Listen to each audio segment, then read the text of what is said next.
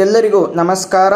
ನಾನು ಗಣೇಶ್ ಪಾಟೀಲ್. ಸ್ನೇಹಿತರೆ, ನಾವು ಲಾಸ್ಟ್ ವಿಡಿಯೋದಲ್ಲಿ ಸುಪ್ರೀಂ ಕೋರ್ಟ್ನ ಕುರಿತು ಸಂಕ್ಷಿಪ್ತವಾಗಿ ನಾವು ಮಾಹಿತಿಯನ್ನ ಡಿಸ್ಕಸ್ ಮಾಡಿದ್ವಿ.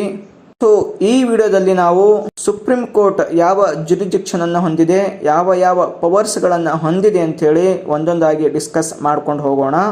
ಮೊದಲನೇದಾಗಿ ಕಾನ್ಸ್ಟಿಟ್ಯೂಷನ್ ನ ಆರ್ಟಿಕಲ್ 131 ಪ್ರಕಾರ ಸುಪ್ರೀಂ ಕೋರ್ಟ್ ಒರಿಜಿನಲ್ ಜುರಿಡಿಕ್ಷನ್ ಅನ್ನ ಹೊಂದಿದೆ.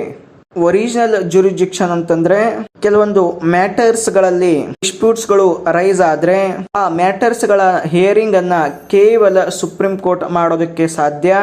ಆ ಮ್ಯಾಟರ್ಸ್ ಗಳ ಒಂದು ಟ್ರಯಲ್ ಅನ್ನ ಹೈಕೋರ್ಟ್ ಗಳಾಗ್ಲಿ ಸಬ್ ಆರ್ಡಿನೇಟ್ ಕೋರ್ಟ್ಸ್ ಗಳಾಗಿ ಟ್ರಯಲ್ ಮಾಡೋದಕ್ಕೆ ಸಾಧ್ಯವಿಲ್ಲ. ಆ ಮ್ಯಾಟರ್ಸ್ ಗಳನ್ನ ಕೇವಲ ಸುಪ್ರೀಂ ಕೋರ್ಟ್ ಟ್ರಯಲ್ ಮಾಡುತ್ತೆ. ಸೊ ಆ ಒಂದು ಜುರಿಡಿಕ್ಷನ್ ಅನ್ನ ಒರಿಜಿನಲ್ ಜುರಿಡಿಕ್ಷನ್ ಅಂತೇಳಿ ಕರೆಯುತ್ತೇವೆ. ಉದಾಹರಣೆಗೆ ಗವರ್ನಮೆಂಟ್ ಆಫ್ ಇಂಡಿಯಾ ಮತ್ತು 1 or more ಸ್ಟೇಟ್ಸ್ ಗಳ ಮಧ್ಯೆ ಏನಾದರೂ ಡಿಸ್ಪ್ಯೂಟ್ಸ್ ಗಳು ಅರೈಸ್ ಆಗಿದ್ರೆ ಅವುಗಳನ್ನ ಟ್ರಯಲ್ ಮಾಡುವಂತಹ ಜುರಿಡಿಕ್ಷನ್ ಸುಪ್ರೀಂ ಕೋರ್ಟ್ ಹೊಂದಿದೆ. ನೆಕ್ಸ್ಟ್, ಗವರ್ನಮೆಂಟ್ ಆಫ್ ಇಂಡಿಯಾ ಮತ್ತು ಕೆಲವು ಸ್ಟೇಟ್ಗಳು ಮತ್ತು ಒಂದು ಅಥವಾ ಒಂದಕ್ಕಿಂತ ಹೆಚ್ಚಿನ ಸ್ಟೇಟ್ಗಳ ಮಧ್ಯೆ ಏನಾದರೂ ಡಿಸ್ಪ್ಯೂಟ್ಸ್ ಗಳು ಅರೈಸ್ ಆಗಿದ್ರೆ ಅಥವಾ 2 ಅಥವಾ 2ಕ್ಕಿಂತ ಸ್ಟೇಟ್ಸ್ ಗಳ ಮಧ್ಯೆ ಡಿಸ್ಪ್ಯೂಟ್ಸ್ ಅರೈಸ್ ಆಗಿದ್ರೆ ಈ ಎಲ್ಲ ಒಂದು ಸಂದರ್ಭಗಳಲ್ಲಿ ಈ ಎಲ್ಲ ಡಿಸ್ಪ್ಯೂಟ್ಸ್ ಗಳ ಮೇಲೆ ಹಿಯರಿಂಗ್ ಮಾಡುವಂತಹ ಅಧಿಕಾರವನ್ನ ಕೇವಲ ಸುಪ್ರೀಂ ಕೋರ್ಟ್ ಹೊಂದಿದೆ. ಇದನ್ನ ನಾವು original jurisdiction of the supreme court ಅಂತೇಳಿ ಕರೆಯುತ್ತೇವೆ. ನೆಕ್ಸ್ಟ್ ಬರುವಂತದ್ದು ಅಪಿಲೇಟ್ ಜುರಿಡಿಕ್ಷನ್. ಈ ಒಂದು ಜುರಿಡಿಕ್ಷನ್ ಪ್ರಕಾರ ನಾವು ಸುಪ್ರೀಂ ಕೋರ್ಟ್ ಅನ್ನ ಹೈಯೆಸ್ಟ್ ಕೋರ್ಟ್ ಆಫ್ ಅಪಿಯಲ್ ಅಂತೇಳಿ ಕರೆಯುತ್ತೇವೆ. ಅಪಿಲೇಟ್ ಜುರಿಡಿಕ್ಷನ್ ಏನು ಅಂತಂದ್ರೆ ಈ ಸುಪ್ರೀಂ ಕೋರ್ಟ್ಗಿಂತ ಕೆಳಗಡೆ ಹಿರಾರ್ಚಿಯಲ್ಲಿ ಕೆಳ ಶ್ರೇಣಿಗೆ ಬರುವಂತಹ ಕೋರ್ಟ್ಗಳು ಏನಾದರೂ ಆರ್ಡರ್, ಡಿಕ್ರಿ ಅಥವಾ ಜಡ್ಜ್ಮೆಂಟ್ ಗಳನ್ನ ಕೊಟ್ಟಾಗ ಅವುಗಳ ವಿರುದ್ಧ ಪಿಟಿಷನ್ ಅನ್ನ ಸುಪ್ರೀಂ ಕೋರ್ಟ್ ನಲ್ಲಿ ಹಾಕಲಾಗುತ್ತೆ. ಇದನ್ನ ಅಪಿಯಲ್ ಅಂತೇಳಿ ಕರೆಯಲಾಗುತ್ತೆ. ಇಂತಹ ಒಂದು ಜುರಿಡಿಕ್ಷನ್ ಅನ್ನ ಅಪಿಲೇಟ್ ಜುರಿಡಿಕ್ಷನ್ ಅಂತೇಳಿ ಕರೆಯುತ್ತೇವೆ. ಇದರಲ್ಲಿ ಹೈಕೋರ್ಟ್ಸ್ ಗಳು ಕೊಟ್ಟಂತಹ ಆರ್ಡರ್ಸ್ ಗಳ ವಿರುದ್ಧ, ಡಿಸಿಷನ್ಸ್ ಗಳ ವಿರುದ್ಧ ಅಥವಾ ಹೈಕೋರ್ಟ್ಗೆ ಸಮನಾದಂತಹ ಟ್ರಿಬ್ಯುನಲ್ಸ್ ಗಳು ಕೊಟ್ಟಿರುವಂತಹ ಡಿಸಿಷನ್ಸ್ ಗಳ ವಿರುದ್ಧ ಅಪಿಯಲ್ಸ್ ಅನ್ನ ಸುಪ್ರೀಂ ಕೋರ್ಟ್ ನಲ್ಲಿ ಹಾಕಬಹುದು. ಈ ಸುಪ್ರೀಂ ಕೋರ್ಟ್ ನಲ್ಲಿ ಅಪಿಯಲ್ ಹಾಕಿದ ಮೇಲೆ ಬಂದಂತಹ ಜಡ್ಜ್ಮೆಂಟ್ಸ್ ಗಳಾಗ್ಲಿ, ಡಿಕ್ರೀಸ್ ಗಳಾಗ್ಲಿ, ಆರ್ಡರ್ಸ್ ಗಳಾಗ್ಲಿ ಅವೆಲ್ಲವನ್ನ ಇಂಡಿಯಾದ ಎಲ್ಲಾ ಕೋರ್ಟ್ಗಳು ಒಪ್ಪಿಕೊಳ್ಬೇಕು ಮತ್ತು ರಾಷ್ಟ್ರದಾದ್ಯಂತ ಆ ಒಂದು ಜಡ್ಜ್ಮೆಂಟ್ ಪಾಲನೆ ಆಗಬೇಕು. ಆರ್ಟಿಕಲ್ 132 ಪ್ರಕಾರ ಕೆಲವೊಂದು ಸರ್ಟೇನ್ ಮ್ಯಾಟರ್ಸ್ ಗಳಲ್ಲಿ ಹೈಕೋರ್ಟ್ ಕೊಟ್ಟಂತಹ ಡಿಸಿಷನ್ಸ್ ಗಳ ವಿರುದ್ಧ ಸುಪ್ರೀಂ ಕೋರ್ಟ್ ನಲ್ಲಿ ಅಪೀಲ್ ಅನ್ನ ಮಾಡಬಹುದು. ನೆಕ್ಸ್ಟ್, ಆರ್ಟಿಕಲ್ 133 ಪ್ರಕಾರ ಸಿವಿಲ್ ಮ್ಯಾಟರ್ಸ್ ಗಳಲ್ಲಿ ಹೈಕೋರ್ಟ್ ಕೊಟ್ಟಿರುವಂತಹ ಡಿಸಿಷನ್ಸ್ ಗಳ ವಿರುದ್ಧ ಸುಪ್ರೀಂ ಕೋರ್ಟ್ ನಲ್ಲಿ ಅಪೀಲ್ ಹೋಗಬಹುದು.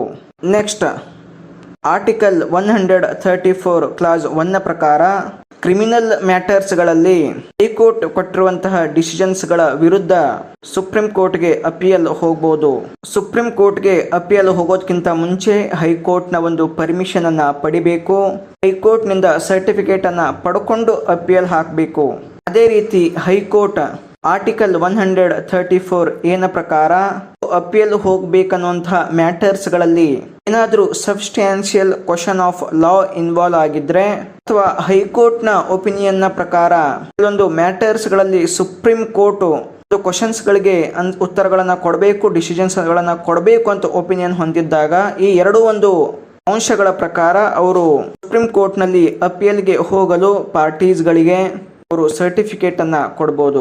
ನೆಕ್ಸ್ಟ್, ಆರ್ಟಿಕಲ್ 134 ನ ಪ್ರಕಾರ ಸಂವಿಧಾನ ಲಾಗು ಆಗೋದಕ್ಕಿಂತ ಮುಂಚೆ ಏನು ಫೆಡರಲ್ ಕೋರ್ಟ್ಸ್ ಗಳಿದ್ವು ಆ ಕೋರ್ಟ್ಸ್ ಗಳಲ್ಲಿ ಯಾವ ಮ್ಯಾಟರ್ಸ್ ಗಳು ಡಿಸ್ಪ್ಯೂಟ್ಸ್ ಗಳು ಟ್ರಯಲ್ ಆಗ್ತಾ ಇದ್ವು ಆ ಎಲ್ಲ ಕೇಸಸ್ ಗಳನ್ನ, ಆ ಎಲ್ಲ ಡಿಸ್ಪ್ಯೂಟ್ಸ್ ಗಳನ್ನ ಈಗ ಪ್ರೆಸೆಂಟ್ ಇರುವಂತಹ ಸುಪ್ರೀಂ ಕೋರ್ಟ್ ಟ್ರಯಲ್ ನಡೆಸಬಹುದು ಎನ್ನುವಂತಹ ಜುರಿಡಿಕ್ಷನ್. ಆ ಒಂದು ಪವರ್ ಅನ್ನ ಈ ಆರ್ಟಿಕಲ್ 135 ಕೊಡುತ್ತೆ. ನೆಕ್ಸ್ಟ್ ಬರುವಂತದ್ದು ಸ್ಪೆಷಲ್ ಲೀವ್ ಟು ಅಪೀಲ್. ಇಲ್ಲಿ ಆರ್ಟಿಕಲ್ 136 ನ ಪ್ರಕಾರ ಸುಪ್ರೀಂ ಕೋರ್ಟ್ ಡಿಸ್ಕ್ರಿಷನರಿ ಪವರ್ ಅನ್ನ ಹೊಂದಿದೆ. ಅಂದ್ರೆ ತನಗಿಂತ ಕೆಳಗಿರುವಂತಹ ಕೋರ್ಟ್ಗಳಿಂದ ಬಂದಂತಹ ಜಡ್ಜ್ಮೆಂಟ್ಗಳಾಗಿರ್ಬೋದು, ಡಿಕ್ರೀಸ್ಗಳಾಗಿರ್ಬೋದು, ಆರ್ಡರ್ಸ್ಗಳಾಗಿರ್ಬೋದು, ಇವುಗಳ ವಿರುದ್ಧ ಸುಪ್ರೀಂ ಕೋರ್ಟ್ಗೆ ಅಪೀಲ್ ಹಾಕಿದಾಗ ಈ ಅಪೀಲ್ಸ್ಗಳನ್ನ ಅಪೀಲ್ಸ್ಗಳ ಟ್ರಯಲ್ ಮಾಡಬೇಕಾ ಬೇಡವಾ, ಹಿಯರಿಂಗ್ ಮಾಡಬೇಕಾ ಬೇಡ ಎನ್ನುವಂತಹ ಒಂದು ಡಿಸ್ಕ್ರಿಷನರಿ ಪವರ್ ಅನ್ನ ಸುಪ್ರೀಂ ಕೋರ್ಟ್ ಹೊಂದಿದೆ. ನೆಕ್ಸ್ಟ್ ಆರ್ಟಿಕಲ್ 143 ನ ಪ್ರಕಾರ ಸುಪ್ರೀಂ ಕೋರ್ಟ್ ಅಡ್ವೈಸರಿ ಜುರಿಡಿಕ್ಷನ್ ಅನ್ನ ಕೂಡ ಹೊಂದಿದೆ. ಈ ಆರ್ಟಿಕಲ್ 143 ನ ಪ್ರಕಾರ ಪ್ರೆಸಿಡೆಂಟ್ ಅವರು ಯಾವುದಾದರೂ ಲಾಗಳ ಮೇಲೆ ಅಥವಾ ಫ್ಯಾಕ್ಟ್ಗಳ ಮೇಲೆ ಏನಾದರೂ ಕ್ವಶನ್ಸ್ಗಳನ್ನು ಹೊಂದಿದ್ರೆ ಅಥವಾ ಕ್ಲಾರಿಫಿಕೇಶನ್ ಬೇಕಾಗಿದ್ರೆ ಸುಪ್ರೀಂ ಕೋರ್ಟ್ನ ಒಪಿನಿಯನ್ನ ಪಡ್ಕೊಳ್ಬಹುದು. ಈ ರೀತಿಯಾಗಿ ಪ್ರೆಸಿಡೆಂಟ್ಗಳು ಒಪಿನಿಯನ್ ಕೇಳಿದಾಗ ಪ್ರೆಸಿಡೆಂಟ್ಗೆ ಸುಪ್ರೀಂ ಕೋರ್ಟ್ ಅಡ್ವೈಸ್ ಮಾಡುವಂತಹ ಒಂದು ಜುರಿಡಿಕ್ಷನ್ ಅನ್ನ ಕೂಡ ಹೊಂದಿದೆ. ಸುಪ್ರೀಂ ಕೋರ್ಟ್ ಕೊಟ್ಟಿರುವಂತಹ ಅಡ್ವೈಸ್ ಅನ್ನ ಅವರು ಸ್ವೀಕಾರ ಮಾಡಬಹುದು ಅಥವಾ ಮಾಡದೇ ಇರಬಹುದು.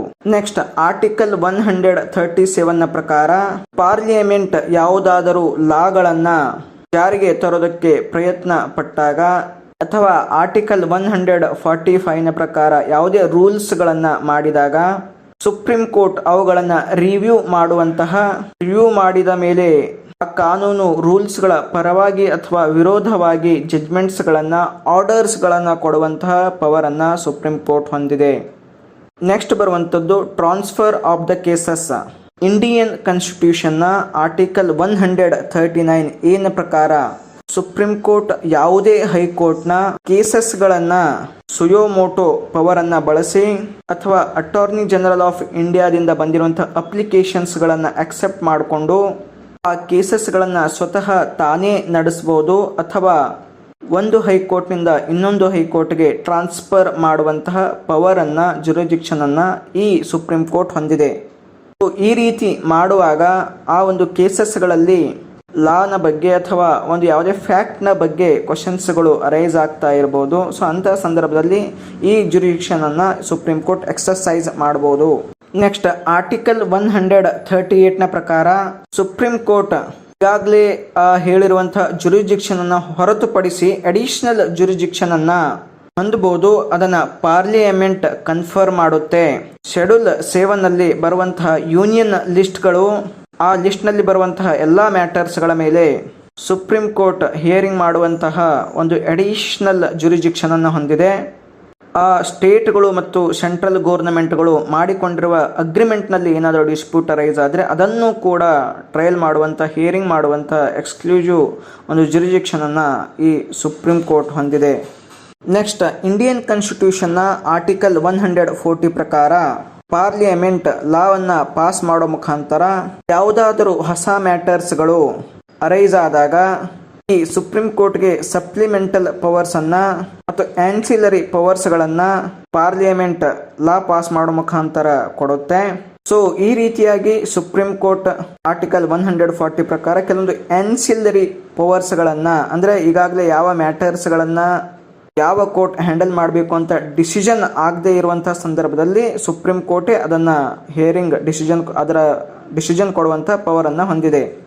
ಸೊ ಇದರ ಜೊತೆ ಆರ್ಟಿಕಲ್ 32 ನ ಪ್ರಕಾರ ಸುಪ್ರೀಂ ಕೋರ್ಟ್ ರಿಟ್ ಜುರಿಡಿಕ್ಷನ್ ಅನ್ನ ಕೂಡ ಹೊಂದಿದೆ.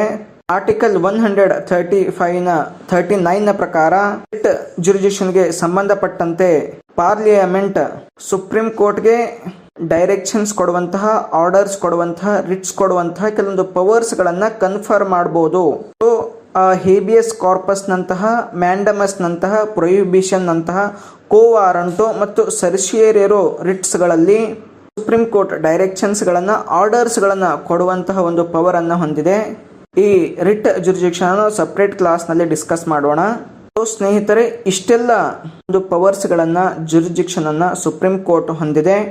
ಈ ಜುರಿಡಿಕ್ಷನ್ ನ ಪ್ರತಿಯೊಂದು ವಿಷಯಗಳನ್ನು ನಾವು ಸಂಪೂರ್ಣವಾಗಿ ತಿಳ್ಕೊಳ್ಬೇಕು ಅಂದಾಗ ಇನ್ನಷ್ಟು ಬೇರೆ ಬೇರೆ ವಿಡಿಯೋಗಳಲ್ಲಿ ಅವುಗಳ ಬಗ್ಗೆ ಒಂದು ಡಿಸ್ಕಸ್ ಅನ್ನ ಮಾಡಬೇಕಾಗತ್ತೆ. ಇದು ಸಂಕ್ಷಿಪ್ತವಾದಂತಹ ಮಾಹಿತಿ. ನೆಕ್ಸ್ಟ್ ಕ್ಲಾಸ್ ನಲ್ಲಿ ಇನ್ನೊಂದು ಟಾಪಿಕ್ ಬಗ್ಗೆ ಡಿಸ್ಕಸ್ ಮಾಡೋಣ. ಎಲ್ಲರಿಗೂ ನಮಸ್ಕಾರ.